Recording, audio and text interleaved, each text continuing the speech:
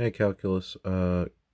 This is going to be I guess, effectively the solution video for homework questions number 1 to 5. On the live stream yesterday, I did number 6. So I'm just going to do number 1 and 5 on these videos.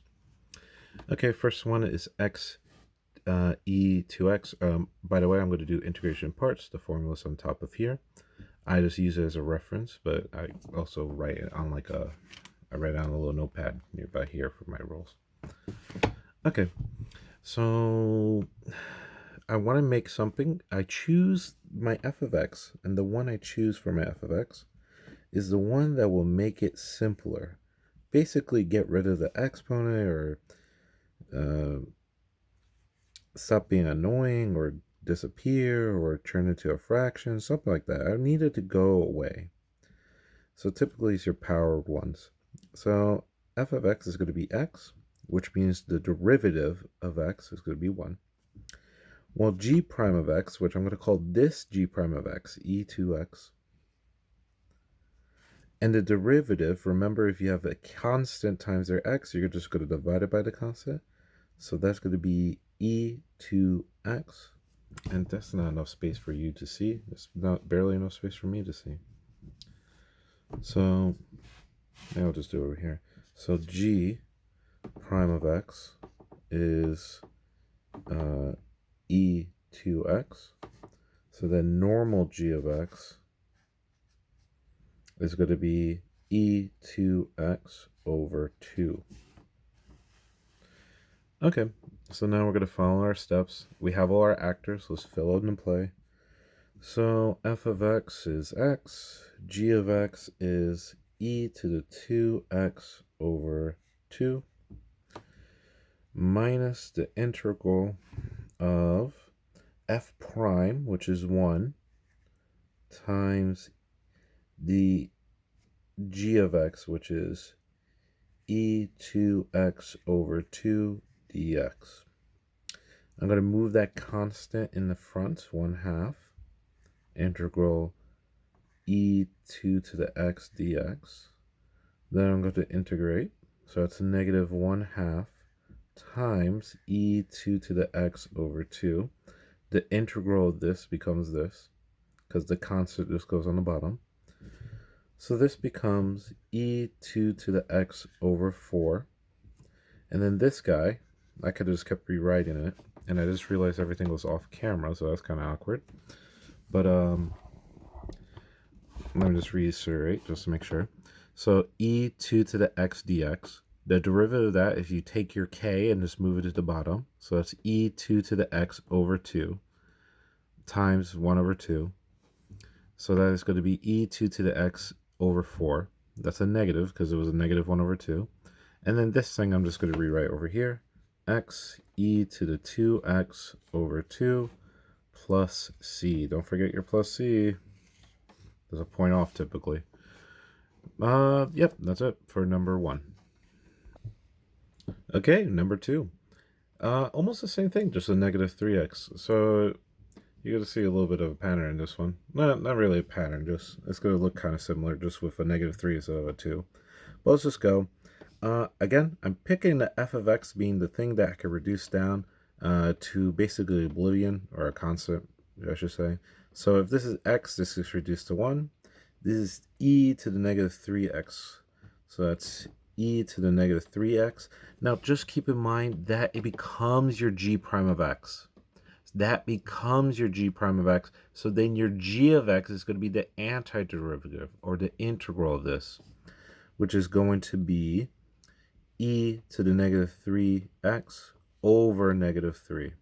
So notice how g, and maybe I'll just make it really big here, g of x equals e to the negative 3x over negative 3. That k moves down here, okay?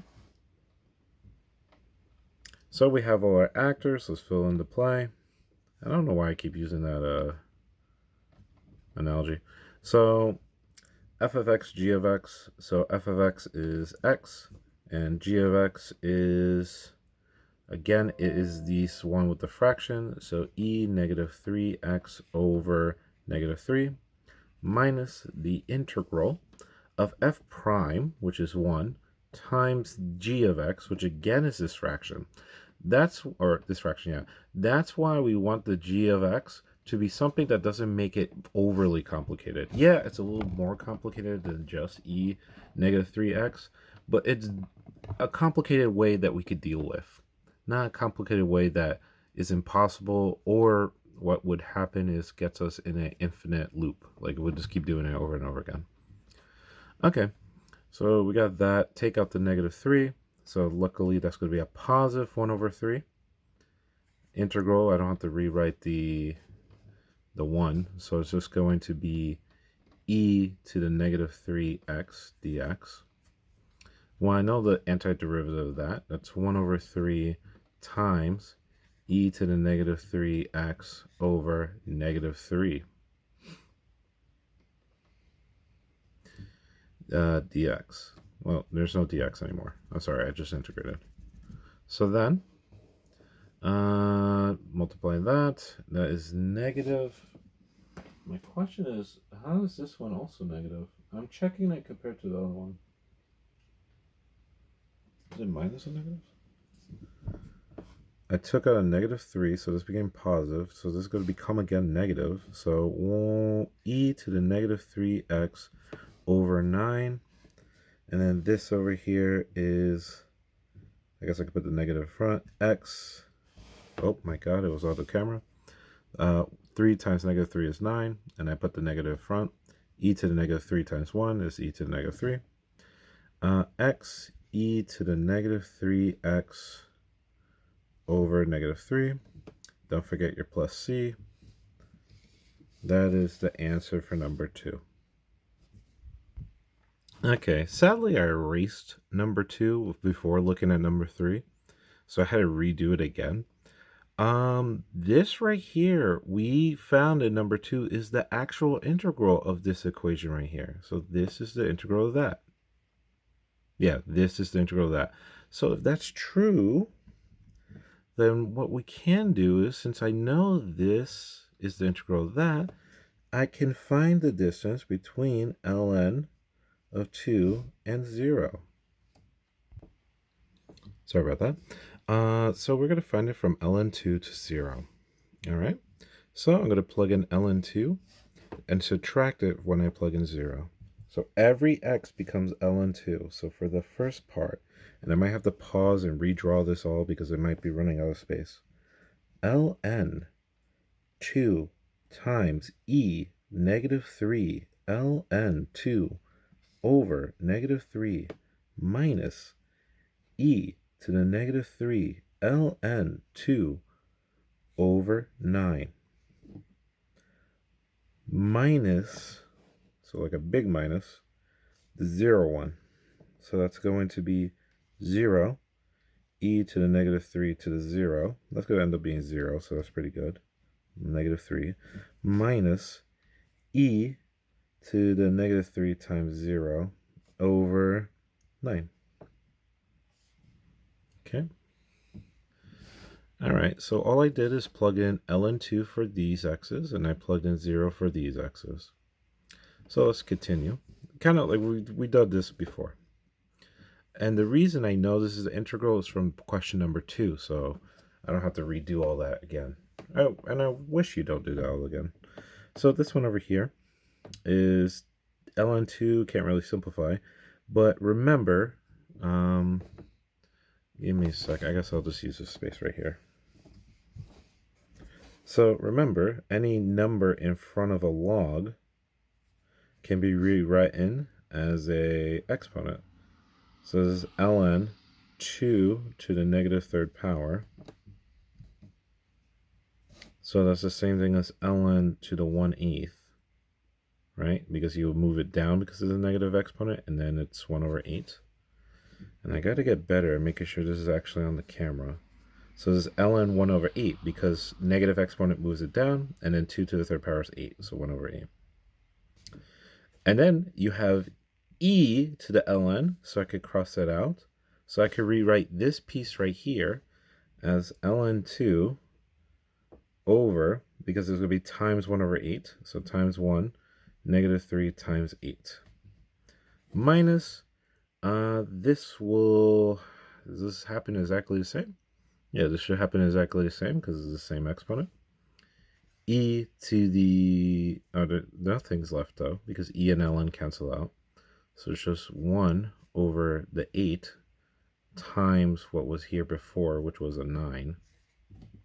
So that's a 9. Okay. Minus, this thing becomes 0, so we don't care about that. This right here, negative 3 times 0 is 0. Anything to the 0 power is 1.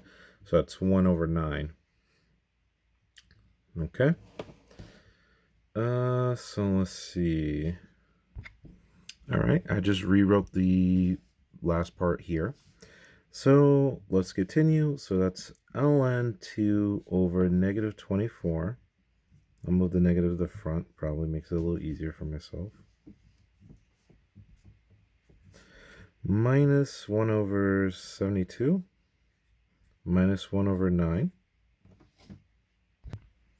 And looking at the answer sheet, they made these common denominators, or these common denominators. So this would become 9, so that's 8. So that's 8 and 72 minus negative 1 over 72. So this double negative should be adding, unless I'm forgetting something.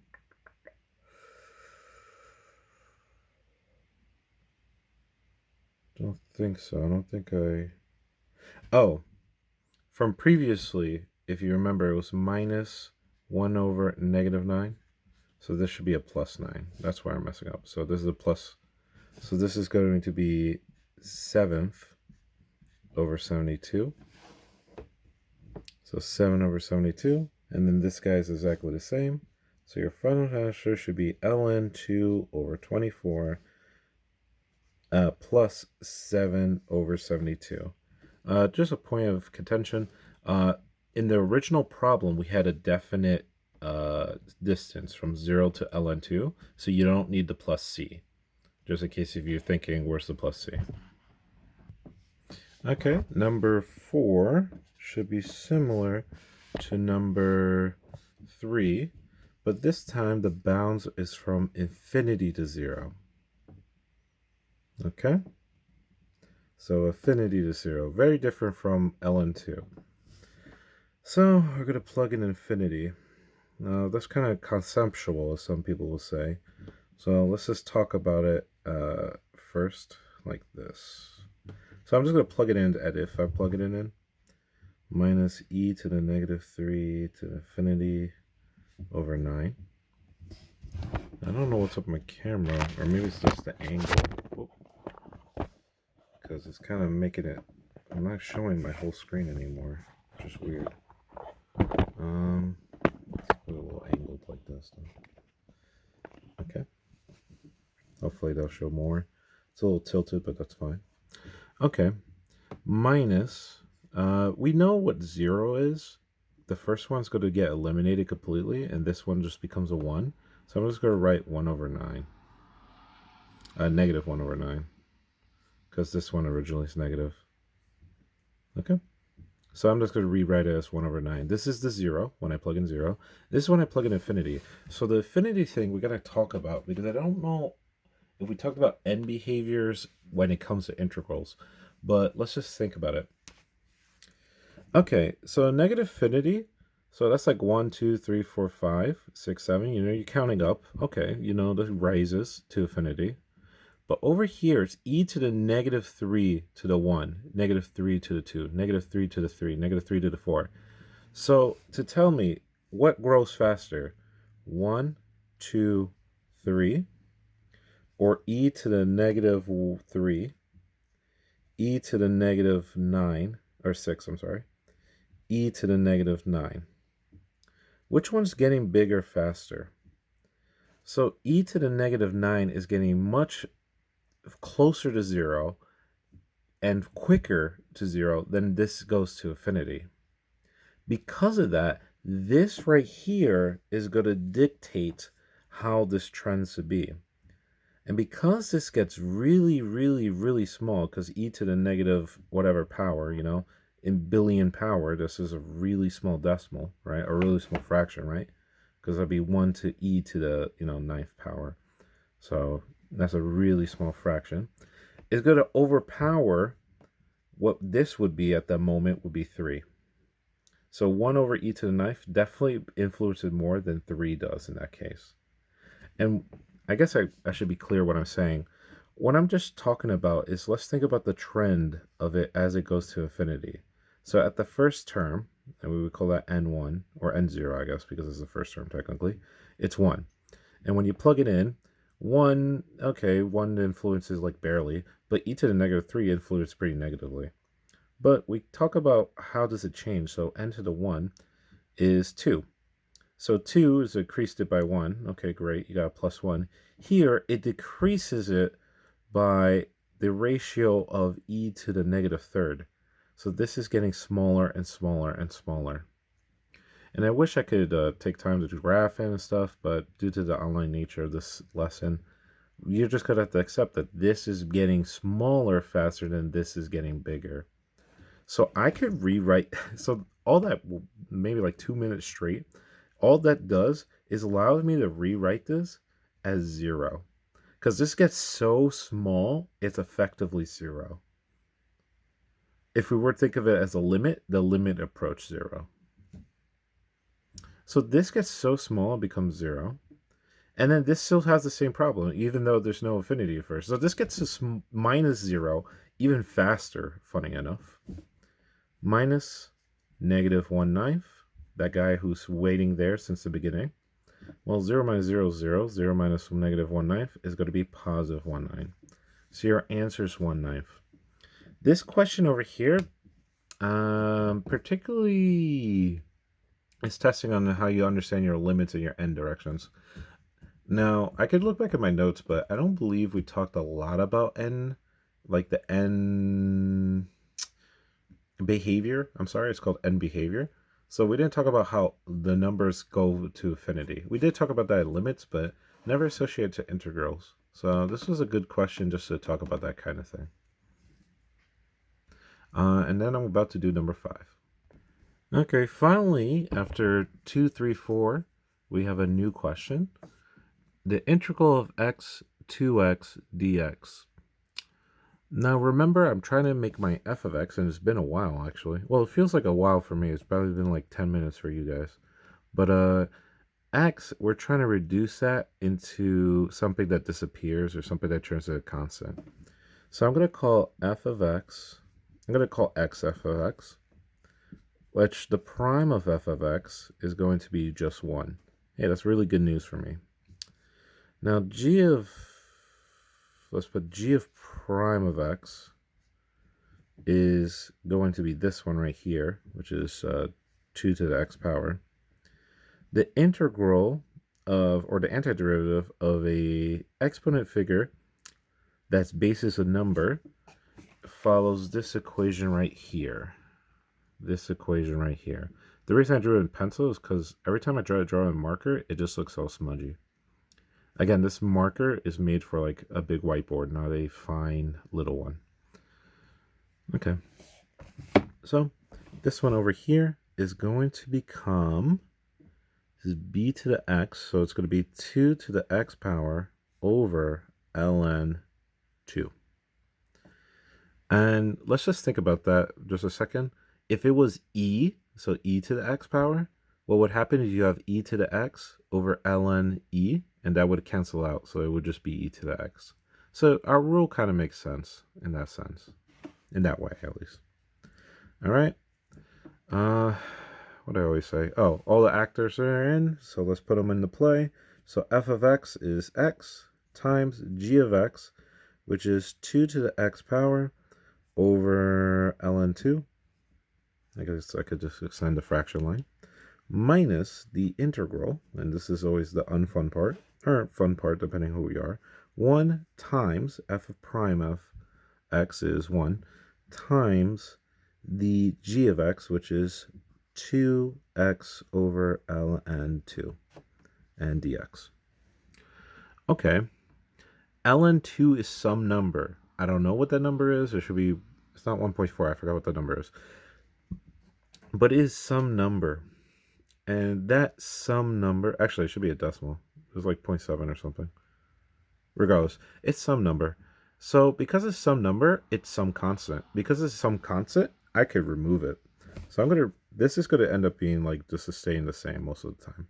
So what I'm going to rewrite this is negative 1 over, because it's divided by, ln2 is the integral of 2x dx.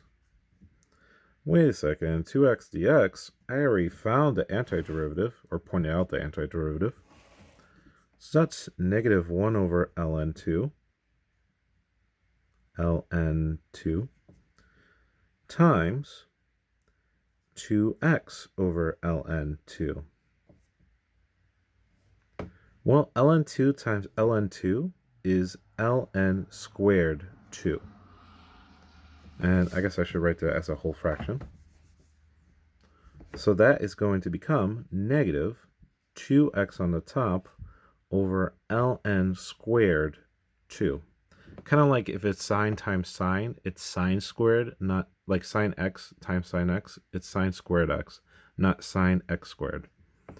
Just want to make sure you know that square goes on the ln, because I made the mistake on the live stream. And then this guy still hasn't changed at all, and we like him for that, is going to be x2 to the x power over ln2. Now, I did a lot of the problems here, and I hope this solution set helps you understand a little bit better.